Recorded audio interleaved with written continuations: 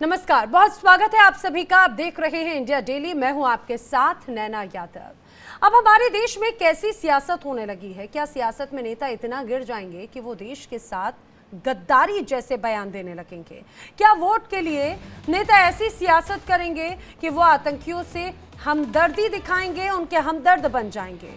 उमर अब्दुल्ला के एक बयान से घाटी से लेकर दिल्ली तक की सियासत गर्म हो गई है।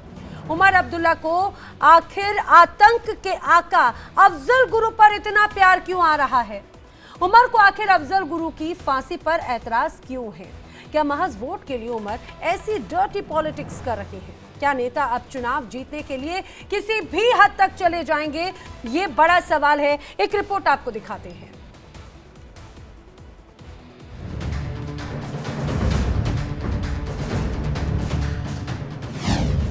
आतंकियों पर मेहरबान उमर की ये कैसी जुबान? आखिर कैसी सियासत कर रहे उमर अब्दुल्ला? अफजल गुरु से प्यार, उमर की डर्टी पॉलिटिक्स। बयान से घाटी में उबाल, इंडी गठबंधन पर बीजेपी लाल। क्या नेता चुनाव जीतने के लिए आतंक के आकाओं तक के रहनुमा बन जाएंगे? क्या हिंदुस्तान की राजनीति इस कदर गिर जाएगी कि कोई नेता चुनाव जीतने के लिए आतंकियों पर प्यार लुटाएगा? नेशनल कॉन्फ्रेंस के नेता और पूर्व मुख्यमंत्री उमर अब्दुल्ला ने एक ऐसा बयान दिया जिसे लेकर देश की सियासत गर्मा गई है। उमर अब्दुल्ला ने कहा कि अगर उनसे पूछा जाता तो वो अफजल को फांसी देने से मना कर देते। अब इस बयान को लेकर बीजेपी हमलावर हो गई है। Thing was that the J&K government had nothing to do with Afzal Guru's execution. Otherwise, you would have had to do it with the permission of the state government, which I can tell you in no uncertain terms would not have been forthcoming. अब उमर अब्दुल्ला के इस बयान से न सिर्फ घाटी बल्कि दिल्ली तक की सियासत गर्मा गई है। बीजेपी उमर अब्दुल्ला के बयान पर हमलावर हो गई है। बीजेपी नेताओं का कहना है कि उमर के बयान ने इंडिया गठबंधन के नेताओं के मंसूबे को साफ कर दिया है। बीजेपी के राष्ट्रीय प्रवक्ता सुधांशु त्रिवेदी ने कहा कि यही इंडिया गठबंधन का असली चेहरा है। आतंकियों से उनका प्यार अब जग जाहिर हो गया है। जम्मू कश्मीर में इंडी गठबंधन के मुख्य सहयोगी, गांधी नेहरू परिवार के खानदानी दोस्त और जम्मू कश्मीर के पूर्व मुख्यमंत्री उमर अब्दुल्ला ने आज जो बयान दिया है उसने इंडी गठबंधन के मंसूबों की असली और खतरनाक पहचान को उजागर कर दिया है। अगर वो ये कहते हैं कि अफजल गुरु को फांसी देना वो उपयुक्त नहीं समझते हैं, तो मैं इंडी गठबंधन से पूछना चाहता हूं कि सर्वोच्च न्यायालय ने अफजल गुरु को फांसी देते समय शब्द प्रयोग किया है rare of the rarest crime, यानी गंभीर से गंभीरतम अपराध। तो क्या उनका विवेक सर्वोच्च न्यायालय से ऊपर है? देखिए, उमर अब्दुल्ला जी का बयान इतना आपत्तिजनक है, भारत विरोधी है, जितनी निंदा की जाए उतना कम है। अब बताइए, अफजल गुरु और याकूब घोर आतंकवादी जो देश की अस्मिता पर प्रहार कर रहा था, वैसे आतंकवादियों के फेवर में बोलना, यह देश विरोधी बयान है उनका। और यह कांग्रेस वैसे देश विरोधी बयानों के साथ है। यानी कि आज उमर अब्दुल्ला और कांग्रेस में कोई फर्क नहीं है। दोनों, कांग्रेस और उमर अब्दुल्ला, दोनों भारत के आतंकवादियों के सपोर्ट में बोल रहे हैं। इसको देश और कश्मीर नहीं बर्दाश्त करेगा। आपको बता दें कि अफजल को साल 2013 में जब फांसी दी गई, तब केंद्र में यूपीए और जम्मू कश्मीर में उमर अब्दुल्ला की सरकार थी। जम्मू कश्मीर में होने जा रहे विधानसभा चुनाव में भी कांग्रेस और नेशनल कॉन्फ्रेंस मिलकर चुनाव लड़ रहे हैं। अब अफजल गुरु को लेकर उमर अब्दुल्ला के बयान ने कांग्रेस को भी बैकफुट पर ला दिया है। चुनाव से ठीक पहले उमर अब्दुल्ला ने अफजल गुरु की फांसी की सजा पर सवाल उठाकर बीजेपी को एक बड़ा मुद्दा दे दिया है। सवाल ये भी है कि क्या उमर ने चुनाव से पहले एक आतंकी की तरफदारी करके कहीं सेल्फ गोल तो नहीं कर लिया। Bureau report, India daily. तो विधानसभा के चुनाव नजदीक हैं और चुनाव के पहले तमाम जोर आजमाइश, अलग अलग तरह के वादे जो हैं अन्य अलग अलग राजनीतिक दलों की तरफ से किए जाते हैं। जम्मू कश्मीर के अलग अलग मुद्दे पे हो सकते हैं, लेकिन क्या वोट के नाम पर आतंक का सहारा या आतंकी का समर्थन तक कर दिया जाएगा? ये बड़ा सवाल है। जानने की कोशिश करेंगे चर्चा। मेरे साथ में जो खास मेहमान हैं, कुछ जुड़ चुके हैं और कुछ जल्दी मेरे साथ जुड़ेंगे। रोहित चौधरी, समय कांग्रेस प्रवक्ता, मेरे साथ में जुड़ रखे हैं। टीवी स्क्रीन पर आप देख रहे हैं, स्वागत है आपका। सोहेल काजमी, वरिष्ठ पत्रकार हैं, वो मेरे साथ में जुड़ चुके हैं। सर, आपका भी बहुत स्वागत है। साथ ही जम्मू कश्मीर से मेरे साथी रमन सैनी भी इस दौरान मौजूद है, उनका भी मैं रुख करूं। लेकिन सबसे पहला सवाल रोहित चौधरी जी, आप ही से करना चाह रही हूं कि आखिर चुनाव के वक्त में अलग अलग बातें होती हैं, आतंक का सहारा लेकर क्या ये कहा जाए कि इस बार चुनावी मैदान में नजर आ रहे हैं आप इंडिया अलायंस? थैंक यू मुझे बुलाने के लिए। सबसे पहले तो मैं नेशनल कॉन्फ्रेंस से हूँ, मैं कांग्रेस से नहीं हूँ। माफ कीजिएगा।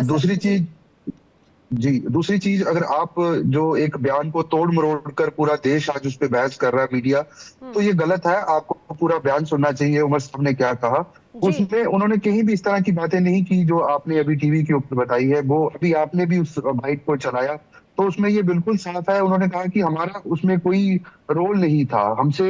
तो इसमें बाकी जो आपने यहाँ पर बताया तो वो ऐसा उन्होंने कुछ नहीं कहा। नहीं, आप शायद आप भी उस बात को नहीं सुन पाए। मैं चाहूंगी मेरी टीम के पास में अगर वो सिर्फ बयान का उस हिस्सा हो तो जरूर वो हम सुनाएंगे। लेकिन रोहित चौधरी जी, उन्होंने ये कहा कि अगर उनसे पूछा जाता फांसी का तो वो उसके पक्ष में नहीं होते। नहीं, ऐसा नहीं चलेगा। आपने सवाल किया, मुझे सवाल का जवाब देने दीजिए। आप बात को बीच में मत काटिए। देखिए, आज जम्मू कश्मीर के बीच में उन्होंने उस इंटरव्यू में और भी बहुत सारी बातें की हैं। जम्मू कश्मीर में विकास की बातें की है। नेशनल कॉन्फ्रेंस की पार्टी के हजारों वर्कर्स जो है उन्होंने शहादत दी है। आज तक बहुत सारे हमारे वर्कर्स खुद आतंकवाद की चपेट में आए हैं। हमारे वर्कर्स की किलिंग्स यहाँ पर हुई है, तो हम कोई उससे बाहर नहीं है। दूसरी चीज, जम्मू कश्मीर को आज विकास की जरूरत है। हमारे यहाँ पर रोहित जी उन्होंने जो बयान में कहा, उन्होंने कहा I would have never given the permission to execute Afzal Guru because I didn't think his execution served any purpose. हाँ जी, तो अगर आप पूरा बयान सुनेंगे तो जो आपने पहले एक चलाया वो उस तरह से कुछ नहीं था। दूसरी चीज, इस बयान का क्या मतलब है सर, आप ये बता दीजिए, इस बयान का क्या मतलब है? क्या अफजल गुरु को लेकर अफजल गुरु हम शर्मिंदा है वाली बात, क्या उसके सहारे एक बार फिर से क्या घाटी में चुनाव हो? ये मेरे मुंह में बात डाल रहे, मैंने नहीं कहा हम शर्मिंदा है, ये आप कह रहे हैं। अरे इस तरह की बयानबाजियां होती रही, मैं तो यही पूछ रही हूं, क्या उस तरह के बयानों से चलेगी? आप हमारा दिल थोड़ी पढ़ लेंगे। हमने ऐसा कहा, आप अपने से कह रहे हैं कि शर्मिंदा, ये लाइन तो आप इस्तेमाल कर रहे हैं। दैट मीन कि आप एक प्रोपेगेंडा सेट करना चाहते हैं, जबकि हम विकास की बात कर रहे हैं। हम अपने मैनिफेस्टो को लेकर आया, सवाल किया, जवाब दिया, जवाब सबके सामने है जो भी उन्होंने कहा। अब आप उस पर पूरा नया नैरेटिव बनाना चाहते हैं जो अभी आपने बनाने की कोशिश की, तो मैंने आपको जवाब दिया। हम भी उससे बाहर नहीं है, हमारे भी हजारों वर्कर्स जहां मारे गए हैं, इस तरह से हमने नहीं बोला। दूसरी चीज, आज जम्मू कश्मीर के अंदर इतनी बेरोजगारी है, महंगाई है। हमारे, मैं अभी आपसे बात कर रहा हूँ, मैं राजौरी डिस्ट्रिक्ट में हूँ, जो कि इस समय जी इस मुद्दों पर आप चुनावी मैदान में जाइए ना, आप इन मुद्दों की बात कीजिए, बेरोजगारी की बात कीजिए, सुरक्षा की बात कीजिए, वहां पर नए नए इन्वेस्टमेंट्स की बात कीजिए, सुनिए, नए नए इंफ्रास्ट्रक्चर्स की बात कीजिए। अफजल गुरु का जिक्र अगर चुनाव के वक्त में आएगा, आतंक और आतंक परस्तों का नाम, क्या अफजल गुरु को लेकर ये कोई नहीं जानता एक डेजिग्नेटेड आतंकवादी था अफजल गुरु? अफजल गुरु की फांसी को लेकर पहले भी नेशनल कॉन्फ्रेंस की तरफ से बात सामने आई थी, अभी भी अगर बात हो रही है तो क्यों दिल में इतना ज्यादा प्यार है? नहीं चलेगा मैडम, आप एक नैरेटिव बनाना चाहती थी जो बना नहीं। दूसरी चीज बताता हूँ, आप कह रही है आतंकवाद पे बात कर लीजिए। आज जम्मू के क्या हालात है आपको पता है? जम्मू पीसफुल था जब नेशनल कॉन्फ्रेंस जम्मू कश्मीर को छोड़ के गई थी, हमारी यहाँ हुकूमत खत्म हुई थी, तो जम्मू बिल्कुल पीसफुल था। आज जम्मू की कौन सी ऐसी डिस्ट्रिक्ट है यहाँ पर पीस है? अब आप बताइए ना, आप मीडिया से आप इनकाउंटर्स को कवर करती है। क्या कठुआ पे हमारे जवान नहीं मारे गए? क्या आज से 40 दिन पहले 9 यात्रियों को रियासी के अंदर नहीं मारा गया? आप बताइए मुझे कब मारा गया? 40 दिन पहले। क्या पुंछ के अंदर किलिंग्स नहीं हुई? क्या डोडा के अंदर किलिंग्स नहीं हुई? क्या उधमपुर के अंदर किलिंग्स नहीं हुई? बात कर रहे हैं, हम कर रहे हैं इसकी ठीक है। एक बार सोहेल काजमी जी से मैं इसका जवाब लेती हूँ। सोहेल काजमी जी एक वरिष्ठ पत्रकार है। काजमी साहब, जरा इस बात को समझाने की कोशिश कीजिए। रोहित जी कह रहे हैं कि ये एक नैरेटिव बनाने की कोशिश है। अगर चुनाव के पहले अगर आतंक या एक किसी आतंकवादी का जिक्र होता है, उसकी फांसी को लेकर एक बार फिर से यही बात कही जाती है जो उसकी फांसी के वक्त से बात दोहराई जा रही है, तो नैरेटिव आखिर कौन सेट करने की कोशिश कर रहा है इलेक्शंस में?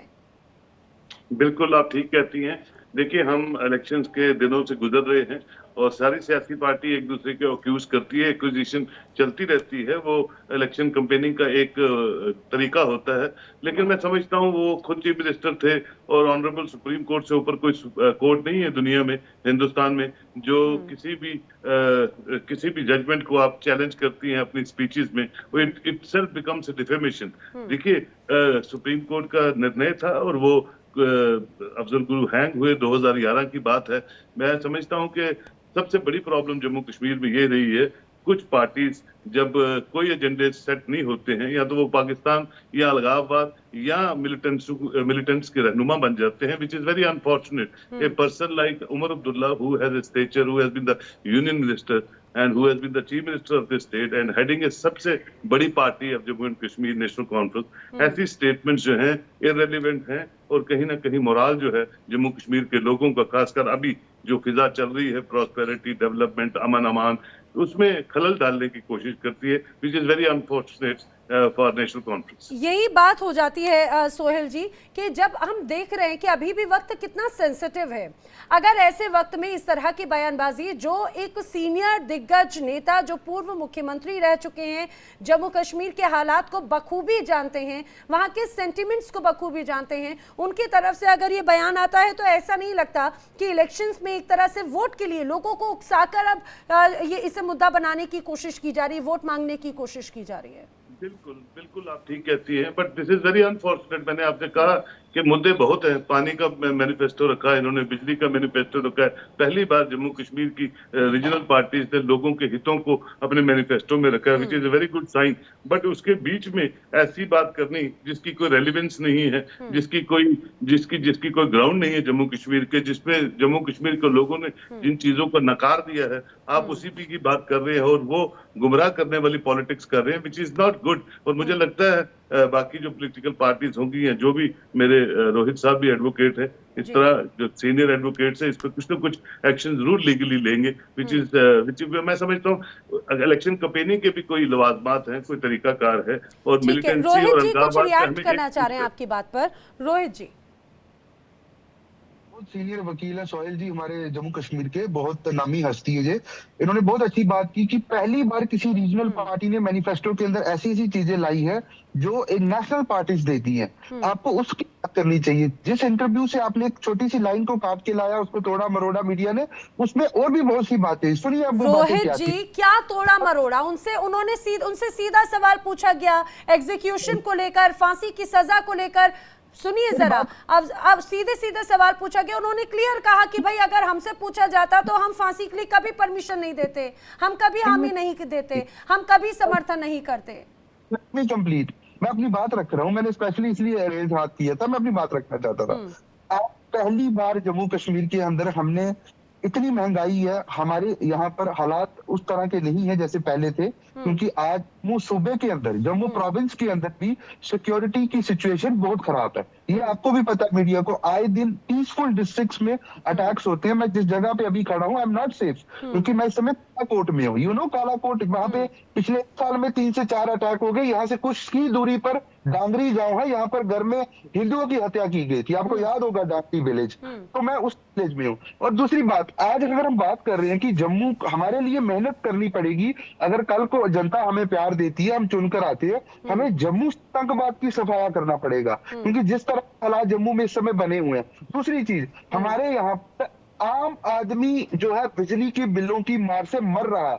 नेशनल कॉन्फ्रेंस एक ऐसी पार्टी है, उमर अब्दुल्ला साहब जी ने उसमें 200 यूनिट फ्री बिजली यहाँ के हर नागरिक को देने का वादा किया है। बताइए बहुत मुझे अच्छी कोई बात है, बहुत अच्छी बात है रोहित जी। लेकिन अगर सुनिए, मैंने आपको पूरा वक्त दिया, बहुत अच्छी बात है। आपने बताया कि आप जम्मू कश्मीर के ऐसे पिछड़े इलाकों में जाकर वहां की समस्याओं को देख रहे हैं, नेशनल कॉन्फ्रेंस वहां के मुद्दों को उठा रही है।